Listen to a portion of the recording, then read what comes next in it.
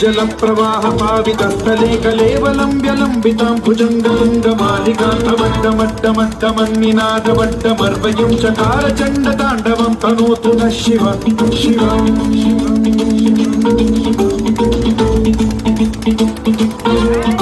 जटाकदाह सम्भ्रम भ्रमन्निलिम्ब निर्झरी विलोलवीचि वल्लरी विराजमान मोधरी ज्वलल्ललाकमट्टपावके किशोर चन्द्रशेखरे रति अधीक्षणम्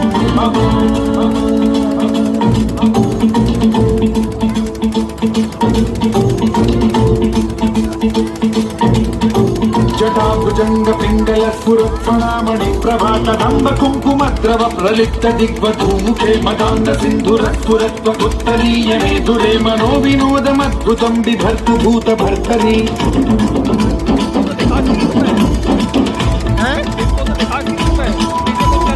ओम नमः शिवाय।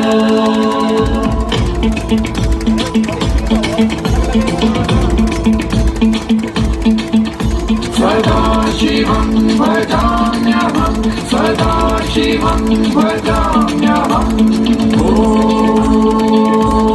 नमः शिवाय। प्रफुल्लनीलपङ्कज प्रपञ्चकालिमप्रभावलम्बिकण्ठकन्दली रुचिप्रबद्धगन्धरं स्मरच्छिदं पुरच्छिदं भवच्छिदं मखच्छिदं गजच्छिदान्धकच्छिदं तमन्तकच्छिदं भजे।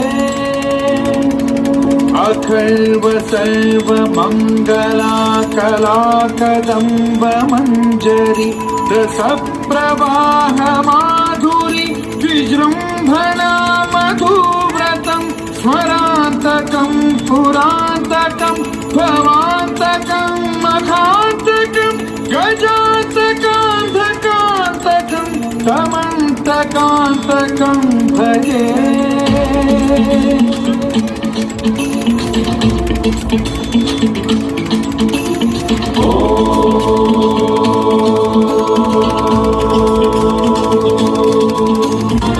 नित्यमेव मुक्तमुत्तमोत्तमं स्तवं पठन् स्मरन् ब्रुवन्नरो विशुद्धिमेति सन्ततं हरे गुरौ सुभक्तिमाशु याति नान्यथा गतिं विमोहनं हि देहिनां सुशङ्करस्य विमोहनं हि देहिनां सुशङ्करस्य विमोहनं हि देहिनां सुशङ्करस्य चिन्तनो।